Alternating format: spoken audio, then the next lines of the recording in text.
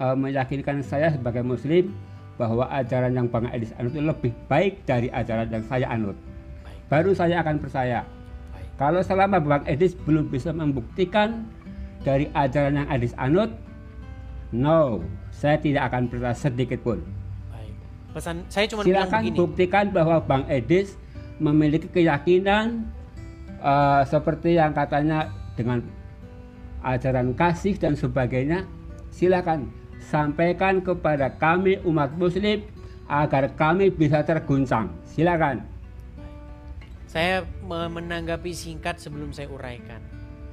Selama Anda tidak membuka pikiran Anda, selama Anda masih percaya kepada Muhammad, selama itu pula lah saya tidak akan sanggup membuktikan ajaran saya. Karena apa? Karena ada sesuatu yang menutupi Anda dari kebenaran yang saya sampaikan. Tuhan Yesus memberikan pengajaran yang benar, tapi ahli-ahli Taurat, orang-orang Farisi, mereka bebal. Sekalipun Tuhan Yesus memberitakan kebenaran, mereka tidak percaya, mereka bebal. Kira-kira keadaan saya mirip seperti itu. Ketika Anda masih memegang, sebentar.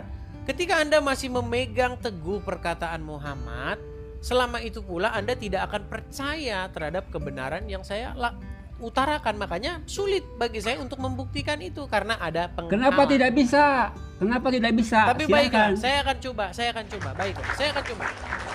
Begini.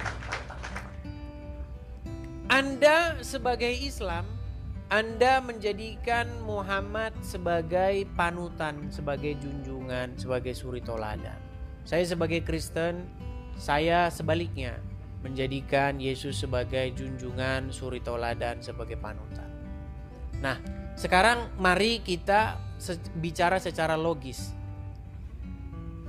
Di dalam Al-Quran, Muhammad digambarkan sebagai seorang berdosa.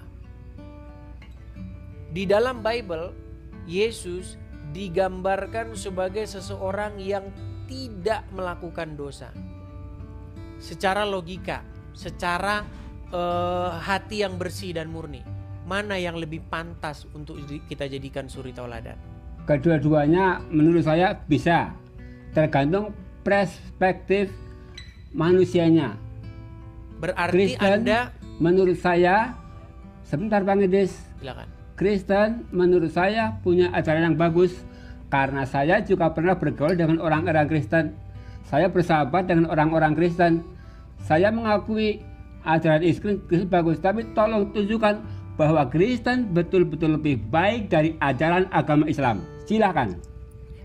Itu tadi yang saya utarakan. Bagaimana Anda menjadi orang Islam? Anda disuruh mengikuti Muhammad.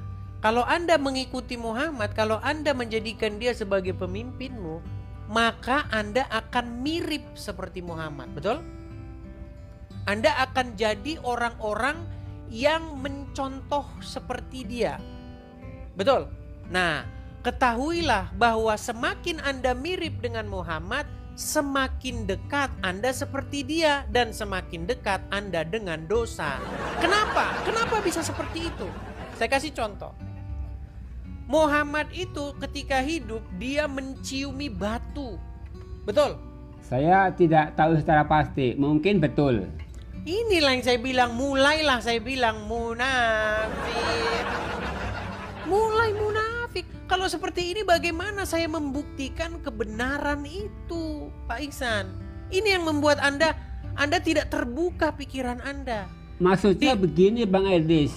Maksudnya begini. Bang Edis jangan bahas Muhammad. Bang Edis bahas keunggulan-keunggulan yang ada dalam ajaran Bang Edis. Enggak, ini nanti akan saya bandingkan. Tuhan Yesus tidak pernah mengajari orang menciumi sebongkah batu. Misalkan seperti itu. Sebenarnya muaranya nanti ke situ, gini loh. Muhammad mengajarkan orang pergi ke Arab nyiumin batu. Kata Muhammad, barang siapa yang mencium batu itu, maka dosanya dihapuskan. Barang siapa yang mencium Hajar Aswad dan mengusap rukun Yamani, maka dosa-dosanya akan digugurkan. ajaran seperti itu bertolak belakang dengan apa yang diajarkan oleh Tuhan Yesus. Tuhan Yesus tidak pernah ngajarin orang nyiumin batu, nyium-nyiumin patung. Gak ada ajaran Tuhan Yesus seperti itu. Bahkan dikatakan, jangan perbuat bagimu patung yang menyerupai apapun, baik yang ada di langit di sorga, baik yang ada di bumi, baik yang ada di dalam air. Jangan sujud kepadanya. Jelas ajaran Bible. Tapi kalian sujud-sujud, cium-cium batu. Bang Edis, sebentar. Sebetulnya hampir setiap malam saya ikuti Bang Edis. Cuma saya sering kecewa. Kecewanya karena apa? Saya tunggu-tunggu ceramah Bang Edis. Saya menunggu bagaimana Bang Edis menyampaikan kebaikan dan kebaikan dari ajaran Bang Edis. Tapi itu hampir tidak 1% pun yang Abang sampaikan. Abang Saya hanya kalau banyak tidak berhibah. membandingkan, nanti ceramah saya itu jadi ceramah Kristen. Audiens saya di sini itu muslim-muslim, maka saya harus membandingkan apa yang orang Islam kerjakan dan akan saya bandingkan dengan apa yang orang Kristen kerjakan. Justru Contoh, itu Bang Edis. Justru itu karena pemirsanya Bang Edis banyakkan muslim, beri keyakinan kepada orang muslim. ini cara saya. Bukan Bang Edis cara menghibah saya, orang muslim. Pak Iksan, coba dengarkan. Pak Iksan, apa ajaran Tuhan Yesus ketika berhadapan dengan orang lain? Saya kutipkan. Anda mau saya kutipkan ajaran Tuhan Yesus ya? Ya, Tuhan Yesus silakan. mengajarkan begini. Jikalau kamu berbuat baik kepada orang yang berbuat baik kepada kamu, apakah upahmu? Gini maksudnya. Kalau orang baik sama kita, terus kita balas dia baik, berarti kita melakukan hal yang impas, betul nggak? Artinya impas, Ya. bener nggak? Iya. Nah, yang Tuhan Yesus ajarkan itu berbalikan. Yang diajarkan Tuhan Yesus, aku berkata kepadamu, jangan membalas orang yang berbuat jahat kepada kamu. Jika kamu hanya Ya. berbuat baik kepada orang yang berbuat baik kepada kamu, apakah upahmu? Bukankah orang-orang berdosa melakukan hal yang seperti itu juga terhadap mereka yang berbuat baik kepada mereka? Ya. Nah, sekarang saya bandingkan dengan ajaran di dalam agama Islam. Di dalam ajaran agama Islam tidak seperti itu. Di dalam ajaran agama Islam, jika kamu bertemu dengan orang-orang Wahyudi maupun Nasrani, desaklah mereka ke jalannya. Persempitlah jalan mereka. Jangan memberi salam kepada mereka.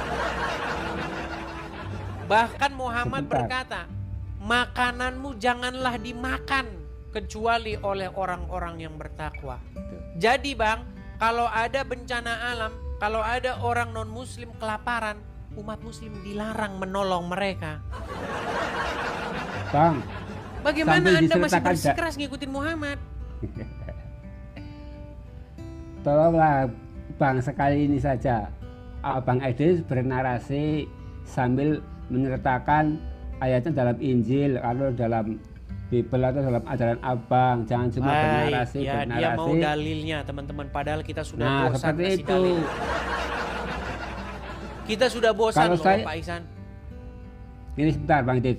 Kalau saya tidak bisa dalil karena saya bukan apologet, karena saya bukan ulama. Tapi Bang Edis kan apologet dan sudah pasti fasih dan pintar dalam ajaran-ajaran Bang Edis. Setiap narasi sertakan dulu dalil-dalilnya biar saya yakin, seperti itu Bang Edis. Baik. Saya tunjukkan dalilnya ya. Mereka mau dalil nih.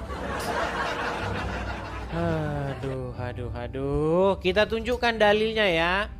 Ya, Tapi seperti tolong itu. nanti setelah saya tunjukkan dalilnya, Pak Ihsan jangan lagi bersikeras, berubah ya.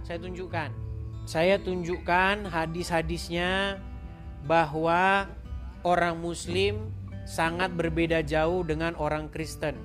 Kita tunjukkan dulu dari pengajaran Tuhan Yesus ya. Silakan, saya dengarkan, Baik. saya simak. Oke. Baik. Saya tunjukkan dulu. Sudah kelihatan ya di sini ya? Ya. Oke, ini Matius ya. Matius pasal yang ke-5. Inilah ajaran-ajaran Tuhan Yesus ya, yang Muslim dilarang untuk membacanya. Muslim tuh ditakut-takutin, jangan baca Injil kamu, jangan baca Injil. Perhatikan. Apa dikatakan di sini? Kita mulai dari ayat yang ke 38 ya. Kamu telah mendengar firman, mata ganti mata dan gigi ganti gigi. Tetapi aku berkata kepada kamu, janganlah kamu melawan orang yang berbuat jahat kepada kamu. Melainkan siapapun yang menampar pipi kananmu, berilah juga kepadanya pipi kirimu. Dan kepada orang yang hendak mengadukan engkau karena mengingini bajumu, serahkan juga jubahmu. Dan siapapun yang memaksa engkau berjalan sejauh 1 mil, jalanlah bersama dia 2 mil. Berilah kepada orang yang meminta kepadamu, dan janganlah menolak kepada orang yang meminjam daripadamu.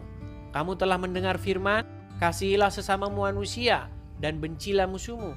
Tetapi aku berkata kepada kamu, kasihilah musuhmu, dan berdoalah bagi mereka yang menganiaya kamu. Karena dengan demikian kamu menjadi anak-anak Bapamu yang di surga. Dan seterusnya ya.